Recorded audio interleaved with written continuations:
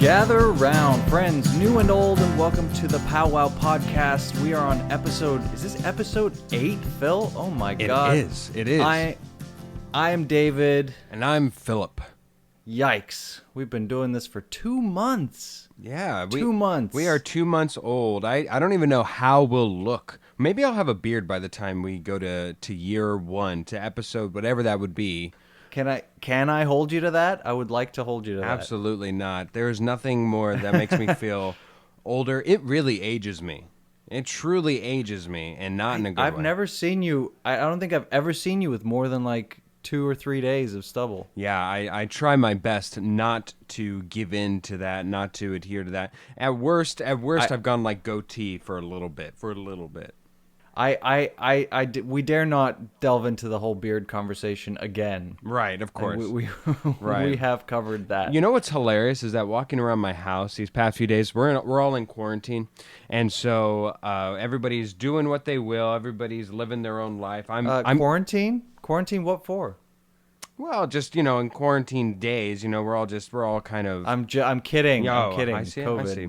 All right, and so anyways, we're all living our best life. I'm mostly in my room working all the time, but anytime, I swear to you, anytime I leave my humble room, I go out, and in the living room, we have wall-to-wall coverage of Gilmore Girls. I swear my entire family has been swept by the sensation of Gilmore Girls. I admit it's probably because Schitt's Creek's over, but it's the one thing that has pervaded and stayed within my household for like the past, almost it feels like as long as this podcast has been in existence. We have got a freaking gazebo here, pregnancy there, house there. It's crazy. Each and every time I walk out, there's a new scandal happening.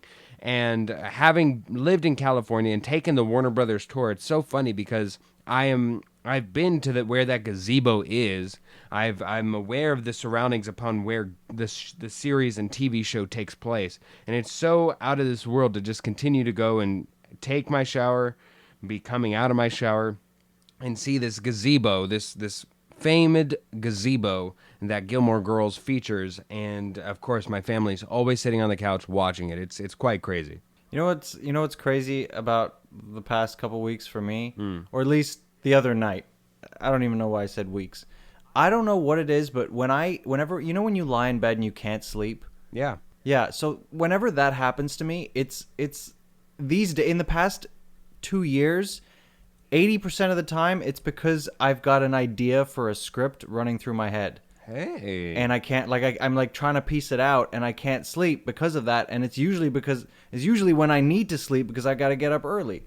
So it's actually kind of frustrating and at the same time kind of cool. So that happened to me the other night, and I had an idea that I kind of want to put pen to paper.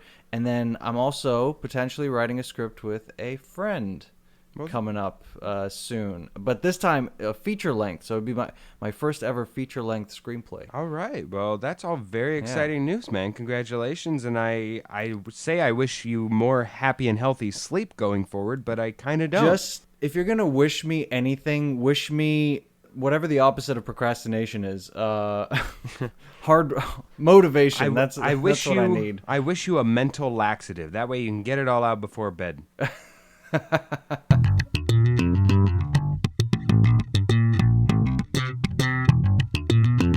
All right, this is That Slaps.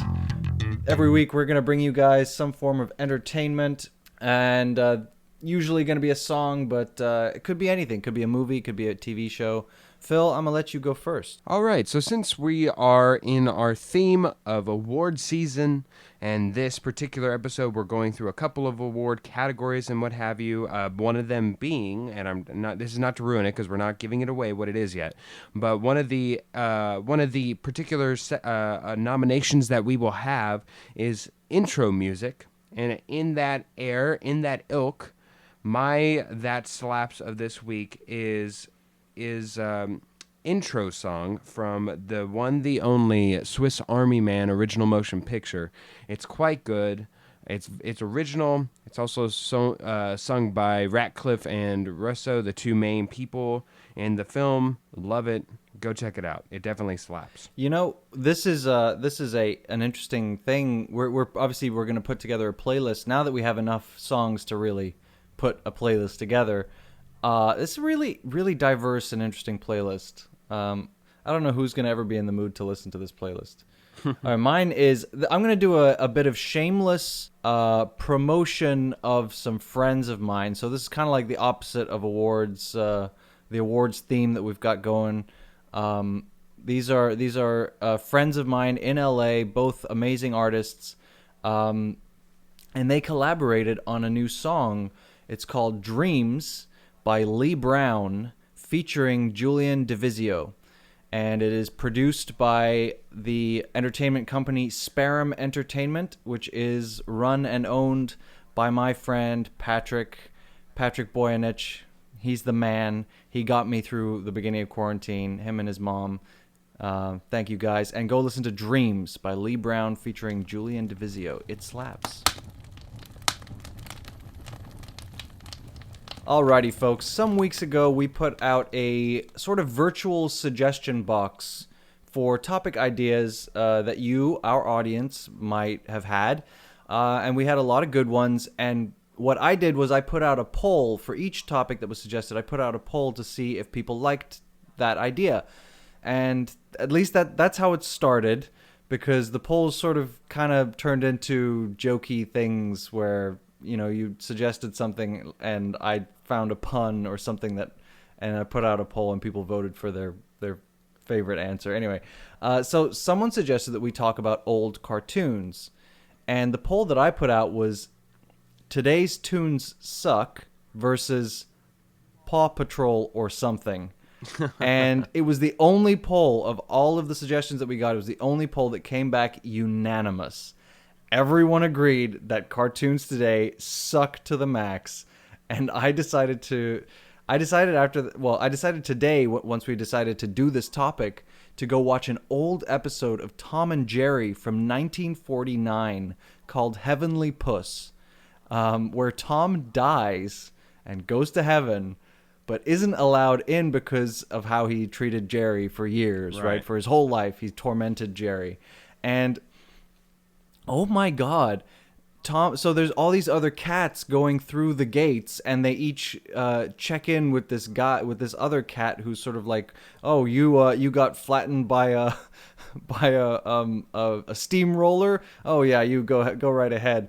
And it's just so like morbid. And then there was this wet bag of 3 kittens that hops up. Ooh. I know, right? I'm looking at Phil's face right now. It's so morbid and horrible. Anyway, Tom comes up and he's told he can't come in unless he gets a forgiveness signature from Jerry. Right. And then he's threatened. Otherwise, it's like you have 1 hour. Otherwise, you burn in hell. And then there's this like demon dog in hell with like a giant boiling cauldron of water. I mean, it is just so crazy what children were watching it in 1949. It's at this point when people will start to say, well, how can we let our children watch those kinds of things? But you know what? I would argue that I turned out pretty good, despite. That's always a and great so way to did the start rest an of us. And I think that the cartoons today are turning our children's brains into mush. So despite all the horrible things from these cartoons, I still stand by them. Fair enough. Well, I should state that we are going to be melding a couple of ideas here together today. So our theme is taking award, or really mixing award season and getting a couple categories and nominations from that and integrating them with our childhood. So this is between me and David. Of course, there is a social interaction that will take place that we will find out with you, along with you. And in the subsequent days, we will be putting out polls to settle some of these debates should they become necessary. I think that there are some that we definitely will agree on, some that we definitely will argue and fight to the death on, and maybe I'm sure there will be a lot of arguing. Yes, and maybe, just maybe, we'll put a punishment on if we champion for a cause and one loses or something. I don't know. Maybe that's something that we'll do. Either way, we have a couple of fun categories here. I think I'm very proud of our first category. As a matter of fact, I came up with that one, and it's tremendous.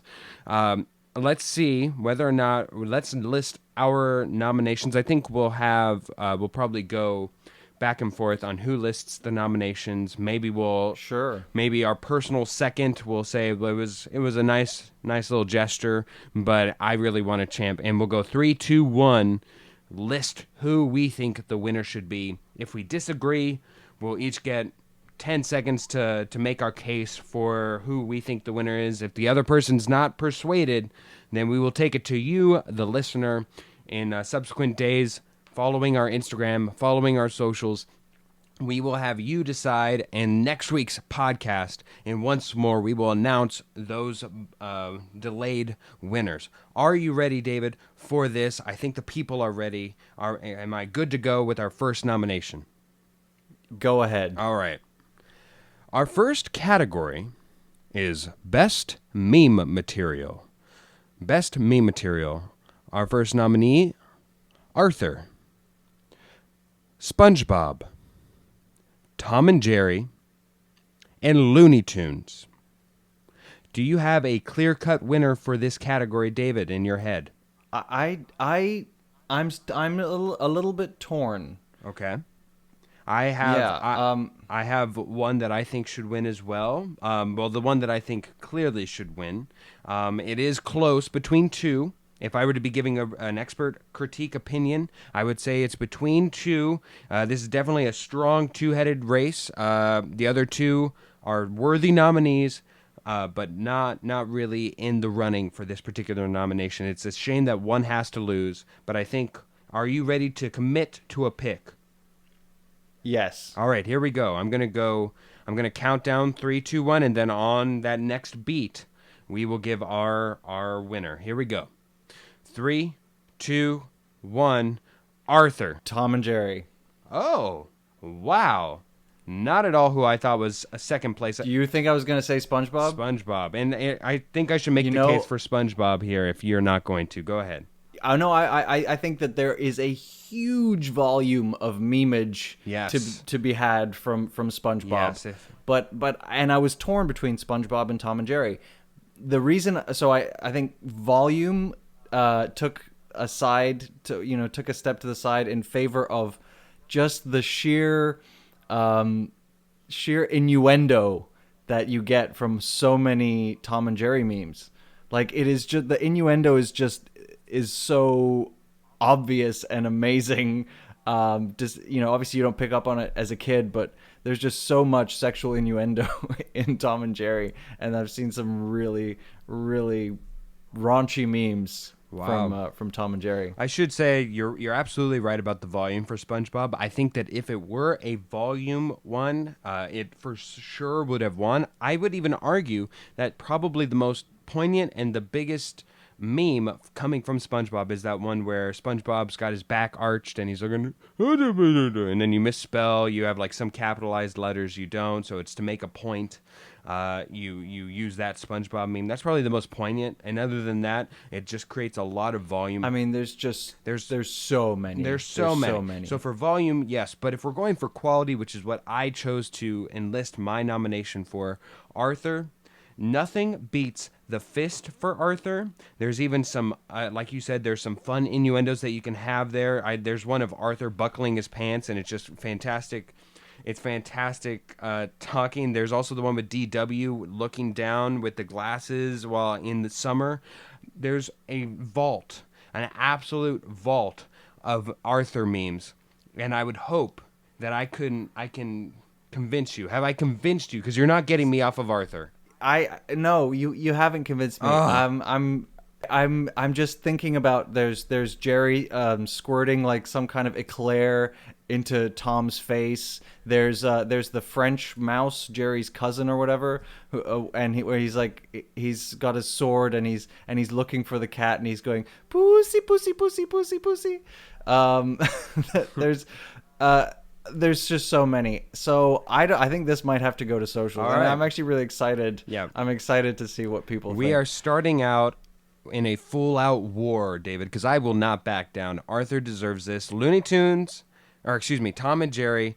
Looney Tunes was just the throw, and it's all right. There is some good ones. I mean, there's some good it's- Bugs Bunny ones. I think there are some good ones. I'm surprised there isn't more, but yeah, it was. Shall we move on? We shall. You go ahead and announce this next one.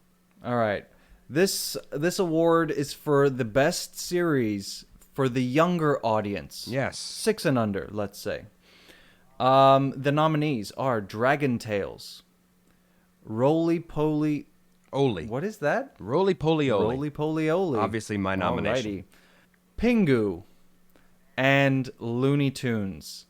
Now, I think Looney Tunes is again kind of a throw-in nomination because it's great and it's great for younger audiences too, but it maybe leans a little older. It leans a little older. It's like if you're into sports, it's the Ben Simmons of Rookie of the Year, where there's like a red shirt year, a year where technically that's when they should have been eligible, but because of circumstances, they're still eligible for the award. I think we're both going to be staying away from this, and I think we both have different champions that will have to be determined by social media. But here we go. Yeah, for sure, because frankly, I haven't seen Dragon Tales or Roly Poly Oly, so fantastic. And I haven't seen probably what your champion is here. Are you ready? Go ahead and count us down. yeah. 3, 2, 1. Dragon Tales. Pingu. All right. Yeah, there it is. Since you got to discuss yours first, I'll go first. Dragon Tales, between Quetzal going and touching this magical scale that takes them to Dragonland. I loved each and every character. Each and every dragon is actually well written. If anything, you could say the two protagonists, the two kids, are sometimes a little annoying. I know I forget the girl's name now, but her definitely can be endearing, they can be annoying. Outside of that, I absolutely love Quetzal the dragon, all the other dragons. There's Ord, that freaking intro song. Altogether creates a great production, and I think it's really well done, especially for the genre that it relies in. Pingu, I love the simplicity. There's no real dialogue. It's all sort of gibberish. You're just as a small child, you're just like captured just by the vibrant characters and it's all clay, which I think is awesome as well. So I can't really make a huge case for this. I haven't watched it since my brother was that age, but I really do. I really think in this case I may be happy to concede. Ooh, okay. Well, thank you. And I do urge you, if you can at all find Dragon Tales, watch like 3 random episodes. Watch 3 random episodes and tell me that I'm wrong. Keep in mind the genre. It's going and trying to go towards a 6 and under, but keep that in mind and tell me that I'm wrong on this. It's not out of this world, but especially growing up and what I had to deal with, it was always my favorite. Still is a classic favorite of mine. Anyways, so we're announcing it. We can concede it. All right. We can. Yep. Fantastic. Dragon Tales, its first nomination and first win on this illustrious list of ours that may or may not return for later awards. Thank you, Dragon Tales, and may we all go to Dragonland. All right, next, I will announce we have. Should we do it in this order, or should we do it in reverse? Should we do it in for the next two reverse? Okay. We have next best character in a supporting role. We have Elmer Fudd, Wile E. Coyote, Wanda the Fairy from The Fairly Odd Parents, and Plankton from SpongeBob. This is one of those. This is one of those Oscar fuck-ups that people talk about. You remember when what was it? They gave the best picture to the wrong movie. Yeah, La La Land instead of Moonlight. Yeah, it was. They gave it to La La Land, and it was supposed to be Moonlight.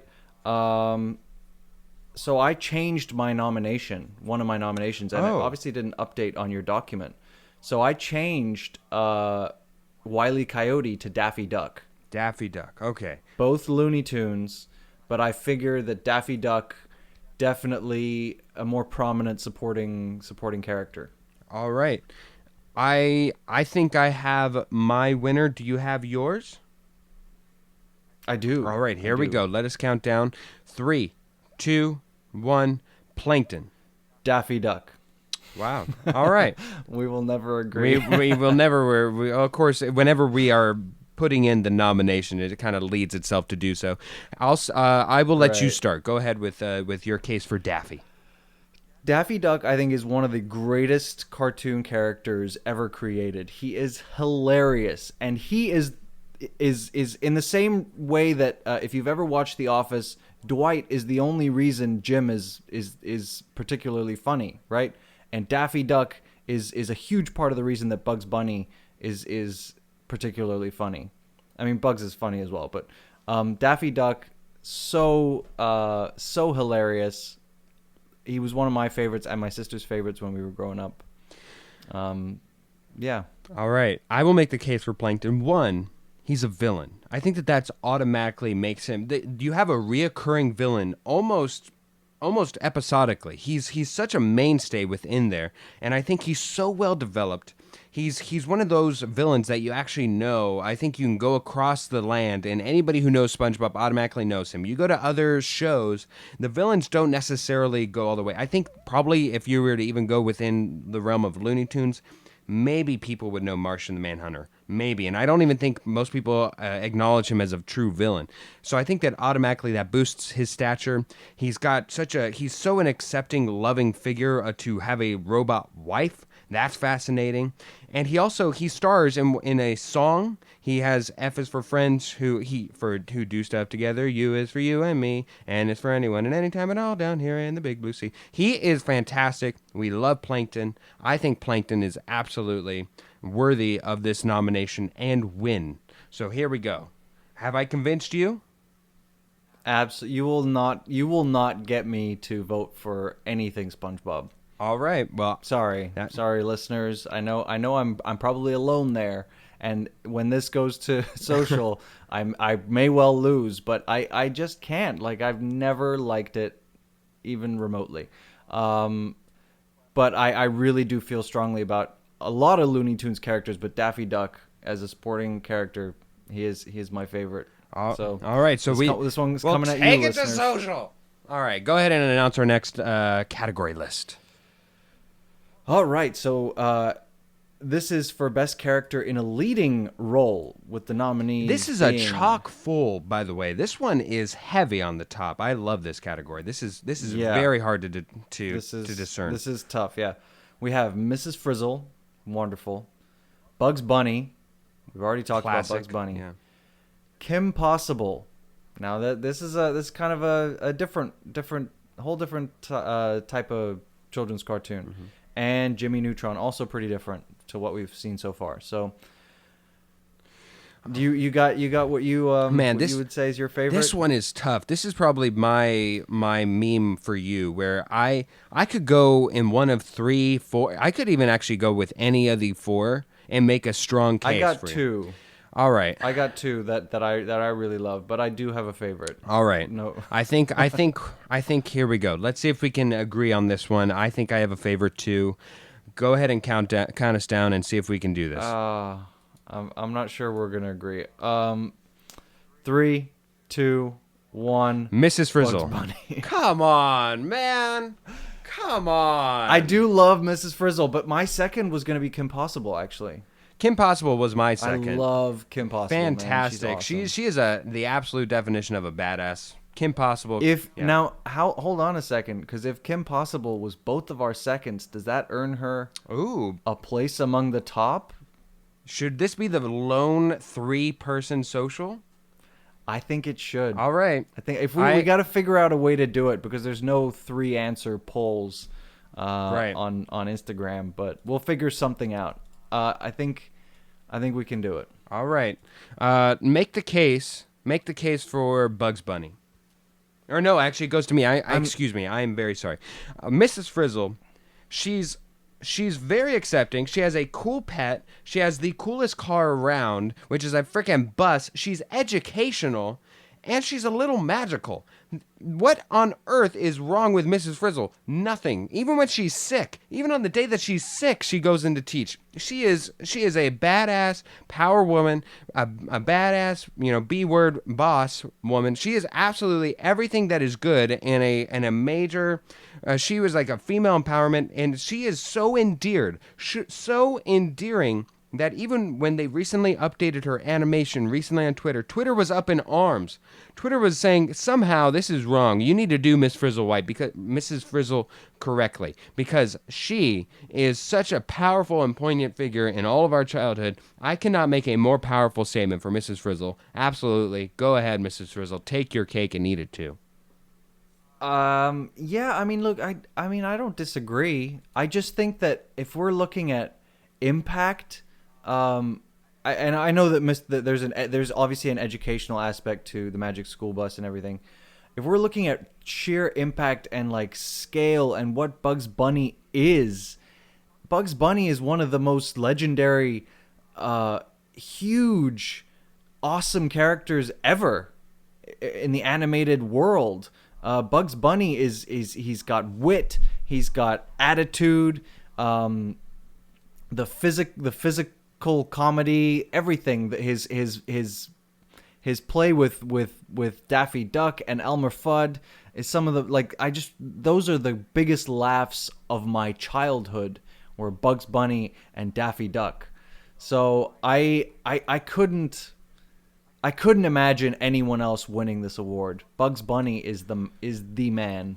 Bugs Bunny is the Clint Eastwood of this category, where if he wins it, it's based off of legacy more than somebody like Jared Leto in the same category, where he probably deserves it with more pizzazz, or he did something far more character-driven. But Clint Eastwood won it because they're worried that he's going to die. Why you got to bring up Jared Leto? I know you hate Jared Leto. You know how I feel about Jared Leto. You're not making this any better for yourself. All right, I will announce the next in our nominations. The category is Best Theme Song in a Series. So we're looking at the opening to a television series and show. Here we go. Number 1, Scooby-Doo. Number 2, Top Cat. Number 3, Magic School Bus. And number 4, SpongeBob SquarePants. Now, I really want us to agree here, but I'm afraid that we might not. There is no way in hell we are agreeing on this one, because I know where you're going. I know you're playing favorites, and you're not doing the justice to what deserves to win. Screw you. Here we go. That is absolute horseshit. I know where you're going, and I disagree already. But here we go. 3, 2, 1. Magic School Bus. Scooby-Doo. Go ahead and make your case while I destroy you afterwards. It's one of the most catchy, well-known theme songs in entertainment history. If you walk up to someone on the street and say, "Sing the Scooby-Doo theme song," they're gonna go, "Scooby-Dooby-Doo, where are you?" If you ask, some people may, I'll give you, some people may know the Magic School Bus theme song. I didn't remember it until I looked it up again today. And I think that's the case with a lot of people. Scooby-Doo, I don't think there's anything wrong with giving this to Legacy, because Legacy, in this case, we're not talking about best cartoons of the year. We're talking about best cartoons of ever. So Legacy really is, I think, the fair indicator here. Scooby-Doo is one of the most recognizable, catchy, simple theme songs ever. I thought you were going to go with SpongeBob. I'm glad you didn't. I really do think Scooby-Doo is the one. Magic School Bus, once you hear it once in that day, you will not be able to get that song out of your head for the remainder of the day. It's too long. It's far too good. It's far too good than a series deserves. It's tremendous. It's got soul, it's got beeps, and it's got bop. It certainly slaps. And if we're going to go to an earlier segment in this show, it involves lava. It educates in the middle of the freaking thing. They sneeze. They have the other characters in the freaking song. Anything you could ask of a theme song, it's in there. It is fan-freaking-tastic.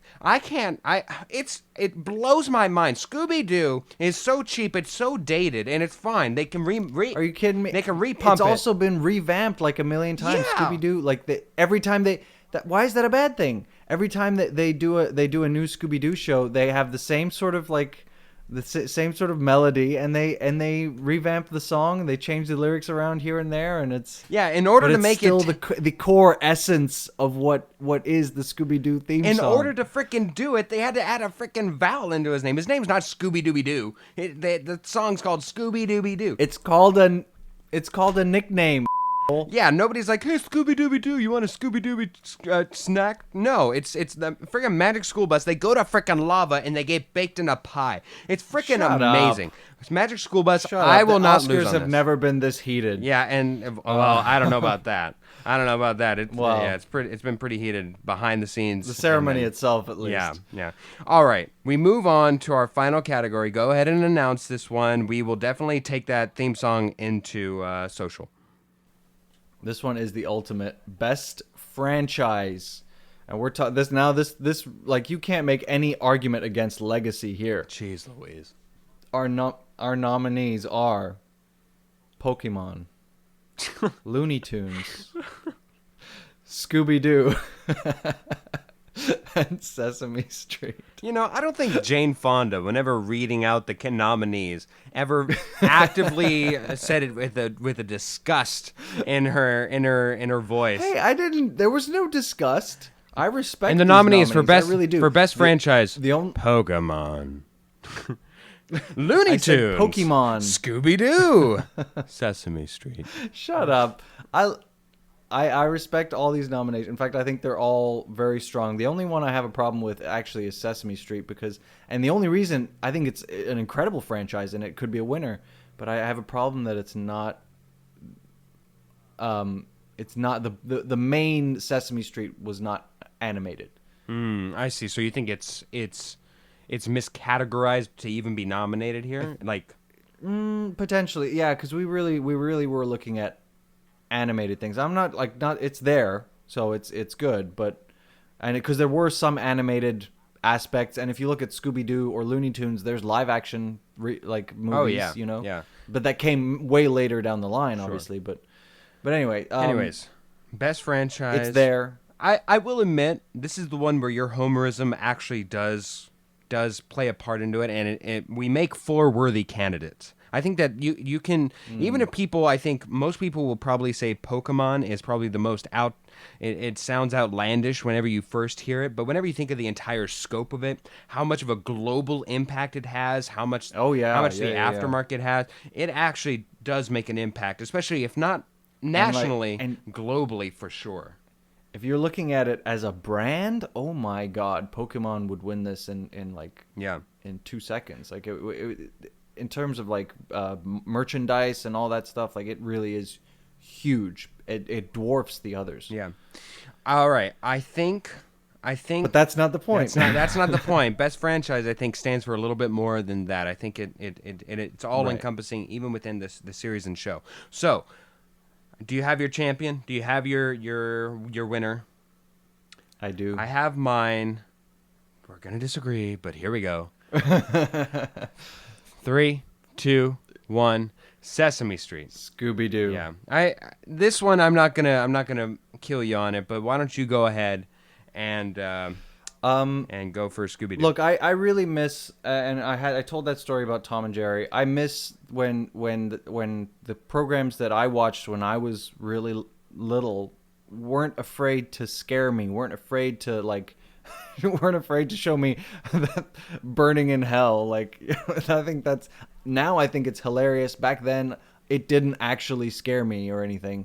Most of it goes over your head at that age, anyways. Right, exactly. Also, it should be noted, because you talk a lot about your child and everything. You should give the disclaimer you gave me about why you, being a 20-something-year-old, watched Scooby-Doo primarily and Looney Tunes primarily.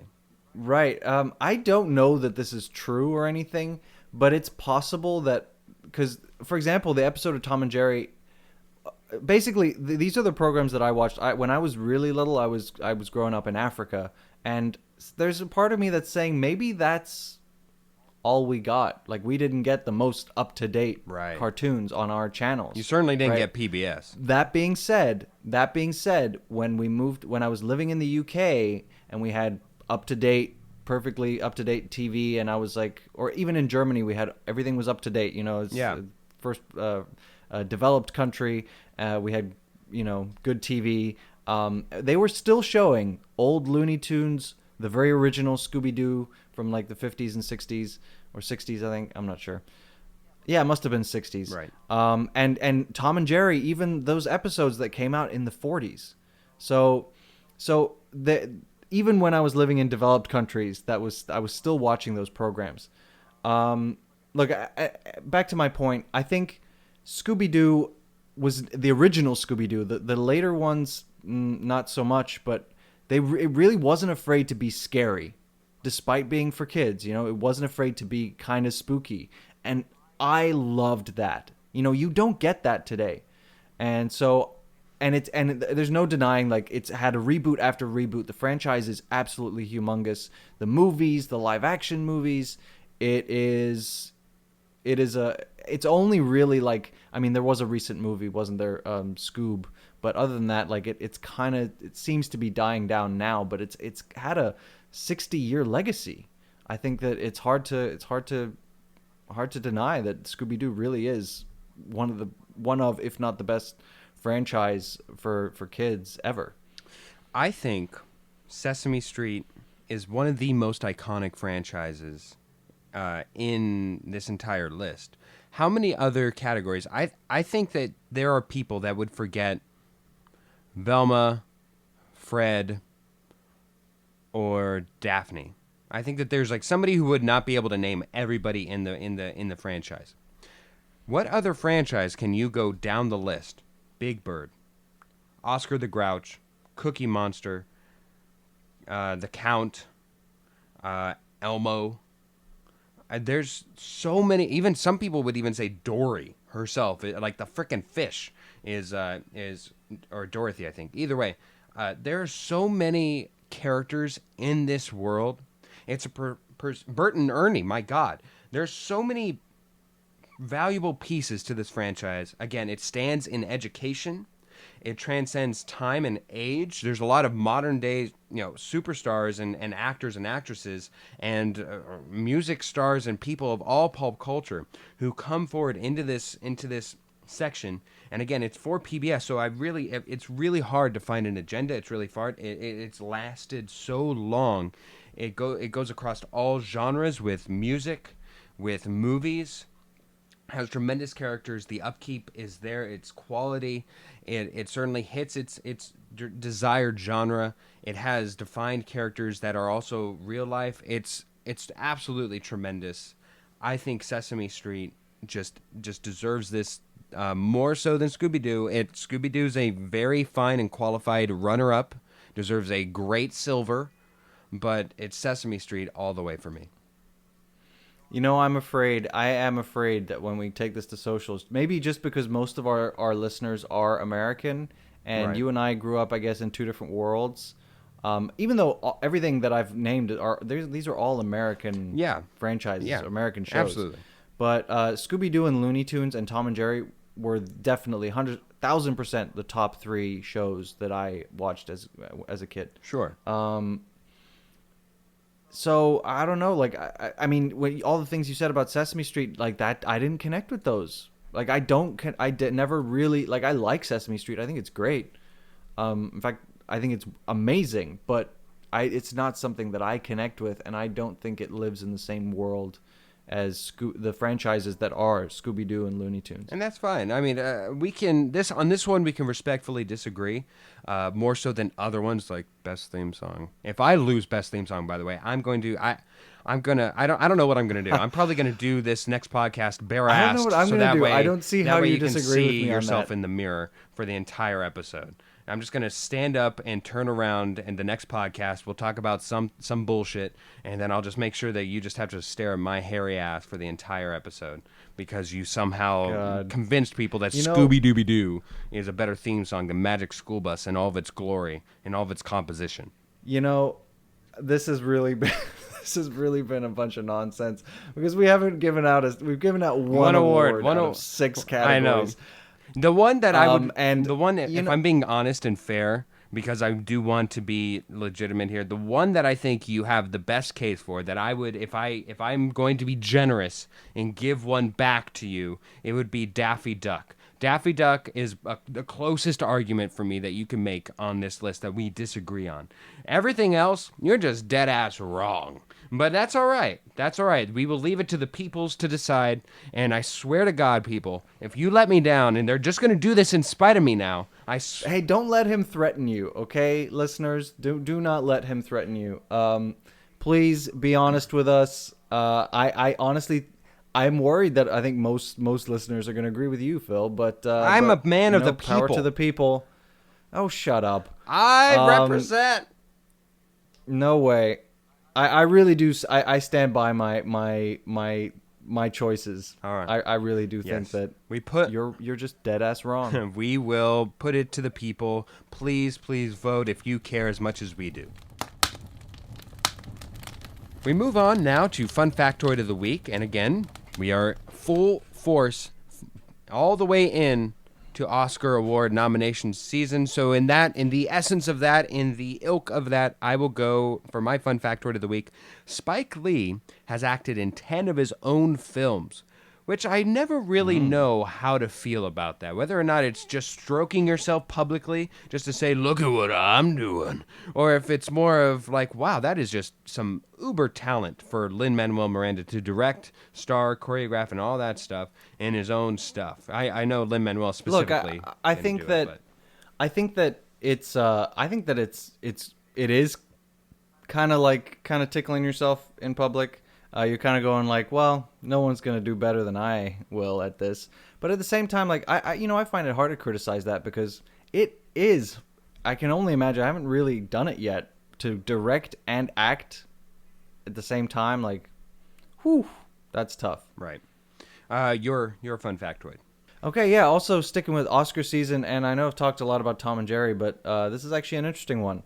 So concerning the award for Best Animated Short, previously known as Short Subject, Cartoon, MGM's Tom and Jerry, which ran from 1940 to 1967, is the category's most lauded animated series overall, being nominated for a total of 13 Oscars and winning 7. Wow. So Tom and Jerry alone has won 7 Oscars and been nominated 13 times.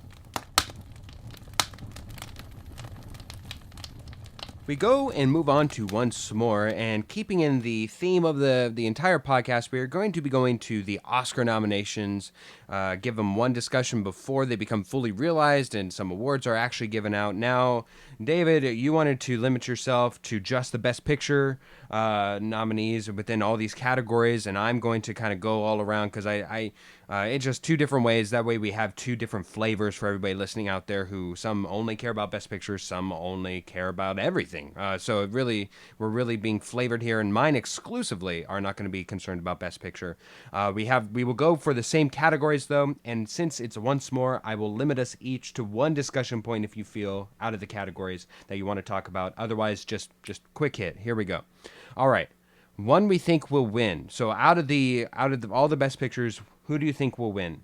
Okay, just as a disclaimer, I haven't seen all 8 yet. I've seen 5 of the 8, so I'm only really going to talk about those. I haven't finished Minari, I haven't watched Promising Young Woman, and I have not watched The Father because it's not even out yet. Okay, so the one I think will win is Judas and the Black Messiah. Okay. It is too socially, politically current, relevant to not be the favorite to win, I think. All right. One I think will win is Daniel Kaluuya for Judas and the Black Messiah for Best Actor. Speaking of Judas and the Best Black. supporting actor. Best supporting actor. You're very correct. You're very correct. Interesting. They're both two characters nominated for best supporting actor. Which one is the leading actor? Neither of them apparently. Neither of them. All right. I'll move on to myself. One we want to win again in all the categories. I want Glenn Close to win for Hillbilly Elegy. I want to see her win, and I don't want to. This is horrible to say, but this is like the Clint Eastwood Award, where I don't want to see her get one posthumously. I think it's definitely a deserving year for her. I know that there's a lot of good lot of good nominees, and I haven't seen Promising Young Woman yet. I think that there's some good nominees in there for that category in there. Anyways, your turn. All right. Of the Best Picture nominations, the one I really want to win, it is my favorite.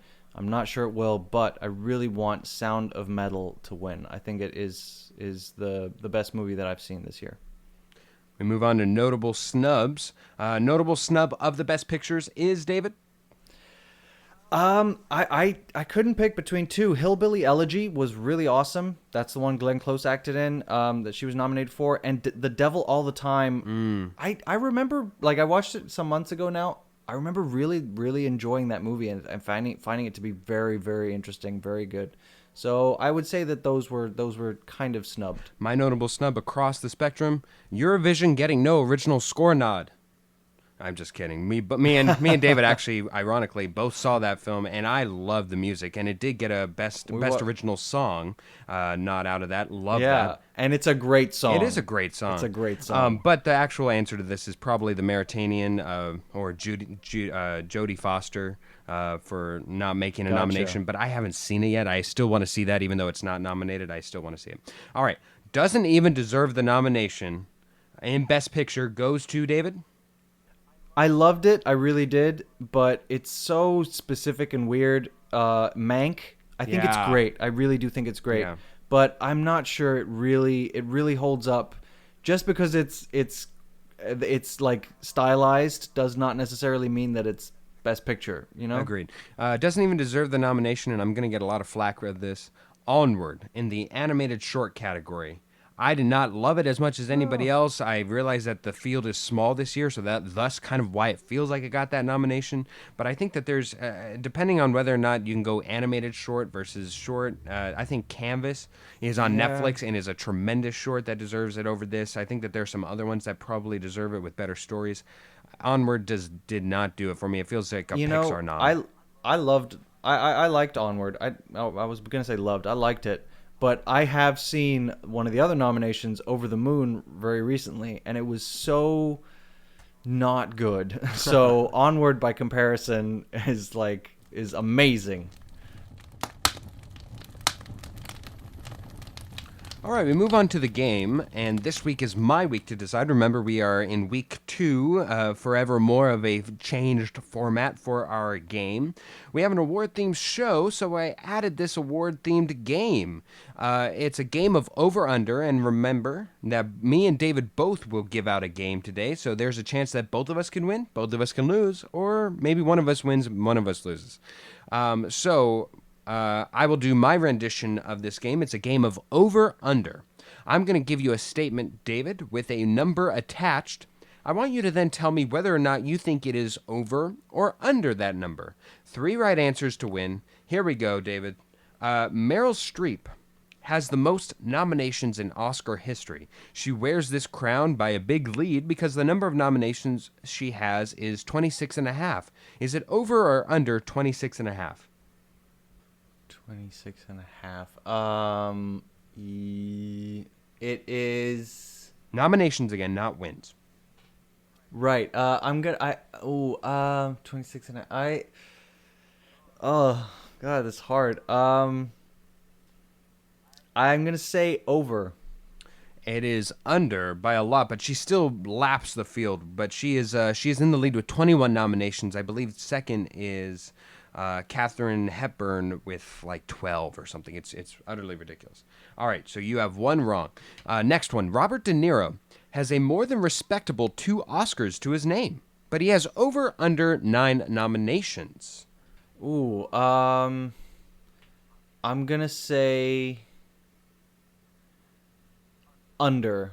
You are correct. He has under, and he has 8 to be exact. 8 Oscar nominations and 2 Oscar wins. Very respectable. Ellen DeGeneres can claim the 4th most popular tweet of all time with over or under 2.8 million retweets. Ooh. And I remember, feel like I remember it being over 3. I was going to say even. this is of course the 2014 Oscar tweet where she gets every celebrity in there known to man. Yeah. Yeah. I'm going to say over. I think it was even over 3 million. You are absolutely correct. You have 2 correct. It was over, and it was 3.1 million retweets to be exact. Right. Next one, Cedric Gibbons, an art director who famously helped design the Oscar statuette, has won over under 7 times for the for Oscars himself. Cedric Gibbons. Cedric Gibbons, an art director. Okay. You said he's won 7 times? Has he won over or under 7 times? Right, yeah. I'm going to say under 7 times. Cedric Gibbons gives you the tie because he has over. He is at 11 wins. Very prestigious in his category.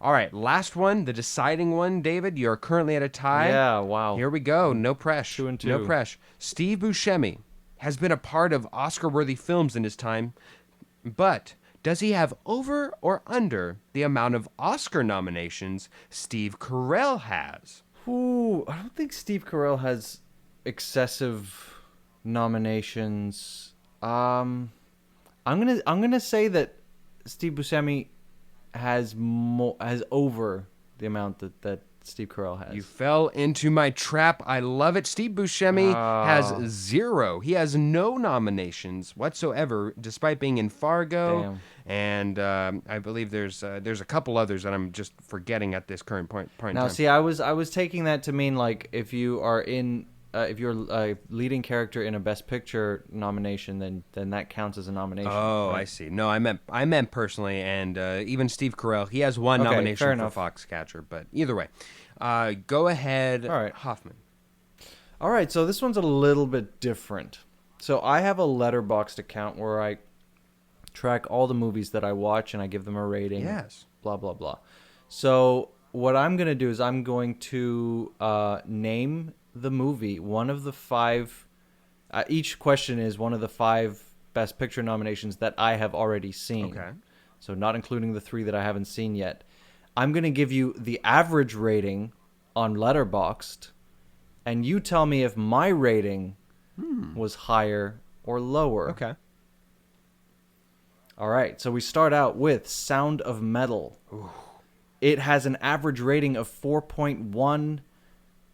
Did I rate it higher or lower? 4.1 out of 5, right? Out of Okay, 5. thank God. Yes. I was about to say, what in the hell? 4.1. Man, that does not offer a lot of wiggle room. I'm curious. Let me just one more time. Do you offer yourself decimal ratings? Decimal, yes. Okay. But not in the like only half stars. Okay, that's fine. I will go with. It's really good. I'm gonna go with over. And you're correct. Okay, thank I you. gave it 4.5 stars. That's what I thought. Yeah, 4.5 out of 5. It was just an amazing Truly film. good, So truly I really tremendous. loved it. Yeah. All right. Number 2, Mank earned a average rating on Letterboxd of 3.4 out of 5. Dang, that's right on. Was my rating higher or lower? That's right on it too. Damn. I think you liked it if I remember correctly. We did a review of this on another podcast. I'm gonna go with. I think you went like to 4. I bet you went to 4. So I'm gonna go over. Yeah, you're absolutely Okay. correct, and it was 4. So you're 2 out of 2. Oh, starting out strong always. This doesn't might be bode your well. week, Phil. Yeah. This might be your week. I need one, baby. Get me on the board. Okay. Judas and the Black Messiah. Very wonderful film. Received an average rating of 4.1. All right. I am going to, for the win, I'm going to unzip my pants and just say, here's my dub, because you said it's your best picture of the year. There's no way you can give your best picture of the year anything less than a 5. Give me that win, baby. Give me that win. Over. I'm sorry. You What? you whipped it out. What? Look, I said I thought it would win. What? But I on didn't say it was God's my green favorite. Earth? What is God? I did not say it was my favorite. God. God, you made me pull No, a How I Met mine Your was Mother, lower. where I'm just naked It was on the lower. couch, and you come out and you say, "Whoa, whoa, put it all back on," and you start laughing at me. How dare you, sir? All right. You have 2 more chances to win, okay? All right. Trial of the Chicago 7 received an average rating of 3.7. What did I rate it? Was it higher or lower? I guess I'm just gonna continue this trend. I'm gonna go over. I think you at least gave it a 4. And Philip, you have gotten your first win on POWWOW. Better late than never. Yeah. Congratulations, my friend. Yeah, I'm still naked You outside have your done it. apartment, holding, clutching myself. Yeah, it's very impressive. Yeah, so I gave it 4 stars out of 5. All right, one more for so funsies. it's over the 3.7. And Nomadland received an average rating of 4 stars. What did I give Nomadland? Man. Was it lower than 4 or higher than 4? Man, that's right there. I would have thought you would have given it 4. Do I think you can give it? I don't think you can give it a 5. Do I think you gave it a 4.5? I just don't think it connected to you. If I'm actively thinking this out loud, I'm gonna say under. Surprising under for you. I'm gonna go under. Yeah. Yeah. You're right. Under. Yeah. And you've scored a very respectable 4 out of 5. Congratulations, my friend. Thank you. I appreciate that very much. And I just would like to thank the Academy for letting me whip it out.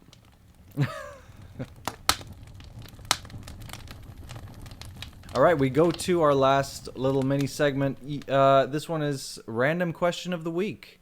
And the only rule here is that our question may not have anything to do with our main topic, our once more, anything. So this is totally random. I'll go first. Phil, what is the best milkshake? Best milkshake. I find it hard to avoid cookies and cream in any area that it applies. I don't want a cookies and cream salad. Even then, that kind of sounds good. But if it's applicable, cookies and cream sundae, cookies and cream milkshake, cookies and cream yogurt, I don't care where it is. Cookies and cream, give me that. Yeah, you're absolutely on the money. I agree completely. Random question of the week. Here we go. If you were hanging off of a cliff, David, and someone grabbed you perfectly to save you by your nipples, would you want them to let go or slowly pull you back in? So they just nabbed you. By my nipples? Yeah, they were just somehow able to just save you, and you're hanging off the cliff.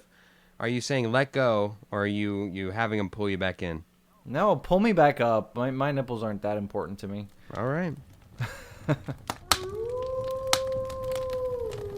Thank you guys so much for listening. We have had a heated, very, very tense episode here. I am hot and And afraid. we are very much naked. we're very much looking forward to your contribution to our little awards show that we did here on POWWOW. And yeah, thank you so much for listening. We are on Spotify, Apple Podcasts, Google, and iHeart. Yes, thank you so much to Cass and Crossland and Tara Amstedt for her lovely graphic designs into the show. And to Jake Corlang for our bass line for That Slaps. And yeah, we will see you next week, every Wednesday. Bring out your bears! Bring out your bears!